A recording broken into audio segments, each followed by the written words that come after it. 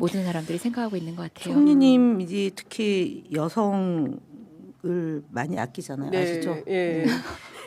저 인터뷰 할 때도 그 인터뷰 하시는 분이 누구냐에 따라서 좀 맞아요. 호불호가 갈리는데 장윤선 기자가 뭐 물어보면 대답 잘해주죠. 엄청나게 친절. 그래서 저는 그분이 막 무슨 막 화내고 그랬다 그러는데 저는 정말 그런 적이 단 한 번도 없고 엄청나게 재밌고 유쾌하고 친절하시고 그게 생각나요. 저는 이게 잊혀지지 않는 게 뭐 이렇게 작은 방에서 저희들 몇 명 이렇게 뭐 이제 술 마시면서 얘기할 때가 있었는데 너무 웃겼어요. 근데 그 딱 이렇게 뭐라 해야 되지 방문을 이렇게 열고 닫는 게 아니라 미는 거였는데 이렇게 방문 열고 이모 맥주 한 병만 주세요. 이거를 총리님이 하셨어요. 거기 딱 문가에 앉으셔가지고 그래서 그것도 잊혀지지가 않고 진짜 다정다감한 분이었는데 왜 이렇게 세상에는 그렇게 굉장히 그게 왜 나쁜 그러냐면 이미지로 알려졌을까? 이제 사실은 총님 만나자고 하는 사람들의 대부분이 물론 정책에 대한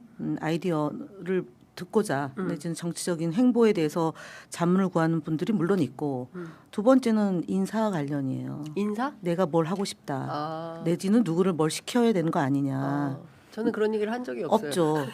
근데 이제 인사와 관련돼서 총님한테 얘기한 사람들의 경우 만나 주십시오.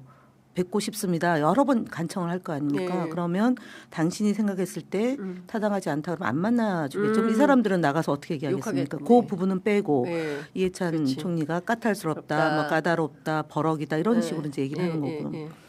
그다음 이제 언론인이잖아요. 언론인이 예를 들어서 예전에 뭐 이번에도 어떤 분이 이제 박원순 시장이 이제 황망하게 떠나셨는데 네. 거기서 이제 기자의 질문이 매우 부적절했으니까 그때 이제 그쵸. 버럭하시면서 예. 얘기했던 말이 이제 물론 그 말이 너무 좀 격하긴 해서 그걸 표현을 완화시켰죠. 그 한상희 교수가 그걸 완화시키긴 했지만 결국은 그 말이 맞습니다. 근데 그런 언론인들의 불편함이고 또 그 질문하는 내용이 사실은 좀 인간적 예의가 없다 하면 그분은 바로 표현을 하시잖아요. 네. 그리고 인터뷰 안 하시고. 맞아요.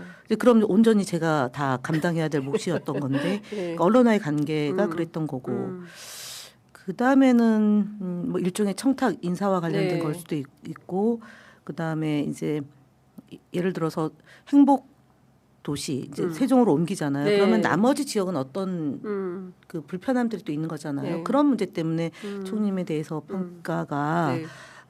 이제 부정적일 수 있고 마지막으로 이제 사람들의 행위에 대한 평가를 하시잖아요. 그것도 공개적으로 예를 들어서 큰 선거를 치르다 보면 어떤 사람은 살포시 간다, 어떤 사람은 한 방에 간다, 어떤 사람은 어떻다 이렇게 해버리면 그 사람을 지지하거나 세력들은 총님하고 척이 되는 거죠. 뭐 안철수라든가 이낙연이라든가 이인재라든가 네. 그러니까 결국은 총님 가는 길에 안 오신 분들 몇 면을 보면 네. 총님한테 되게 이제 혼이 세게 나는 거죠. 그러니까 총리 규정을 하니까. 네. 그렇기 때문에 평가가 호불호가 있는 건데 전체적으로 대한민국의 민주주의 역사나 정치, 인권, 평화, 통일 이 분야의 족적은 뭐 감히 사실은 뭐 제가 구분 소나무가 선산을 지킨다 늘 그 말씀을 하셨어요. 그거 아시잖아요. 그러니까 민주당을 지켜야 된다. 네. 그게 1988년도에 시작해서 50년의 역사를 가져온 그러니까 그 청년운동, 학생운동 빼고 88년부터 2005년, 25년까지 이 기간에는 물론 탈당을 또 민주당을 지키기 위해서 탈당을 두 번 한 건데 그런 거인 것 같아요. 한명숙 총리가 없었다면 이해찬 총리도 없었을 것이다 이런 말씀을 네. 하셨어요. 네, 맞습니다. 한명숙 총리 엄청 우시더라고요. 제가 오랜만에 뵀는데 네. 사모님께서 울지 마라 네라고 하셨는데 초상 치른다고 그러셨어요.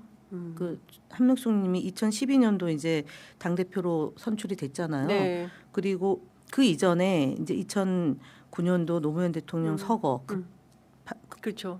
급서거잖아요. 네. 이때 이제 사실은 이해찬 총리님이 집행위원장을 하셨어야 되는데 그때 당시에 아시다시피 이제 독자적으로 당을 만들려고 했던 그룹이 있었고 이해찬 총리가 그걸 맡게 되면 노무현 대통령의 그런 계승하는 사람이 되니까 살아있는 정치인이기 때문에 그게 이제 또 경쟁 이런 게 생기죠. 그래서 총님이 그걸 알고 한명숙 총님한테 이제 맡기신 거죠. 그게 네. 이제 한명숙 총리의 고초의 시작입니다. 사실 그걸 안 맡으셨으면 그때 검찰이 타겟이 된 게 이해찬인데 맞아요.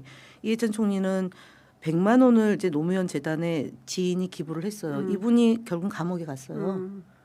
총님한테 뭘 줬냐? 네. 내가 총님한테 해준 거는 짜장면 집에서 짬뽕 한 그릇 대접한 것밖에 없다. 아하. 그리고 나는 총님한테 돈을 예. 이런 한 푼도 준 적이 없다. 예. 그래서 이분이 그러니까 세무조사를 하게 된 거죠. 이 친구 지인이. 네네네. 그래서 이분은 감옥 갔다 살고 나왔는데 내가 이해찬에 대해서 뭘 부르란 얘기냐. 준 것도 없고 받은 것도 없는 분한테 예. 결국은 그렇게 이제 정리가 됐고 그 다음에 타겟이 이제 한명숙 총리로 간 거죠. 그래서 결국은 이제 감옥까지 가게 됐고 이제 그러고 나서 2012년도에 이제 당 대표를 하고 그 바톤을 바로 또 이어서 이해찬 총리가 하신 거잖아요.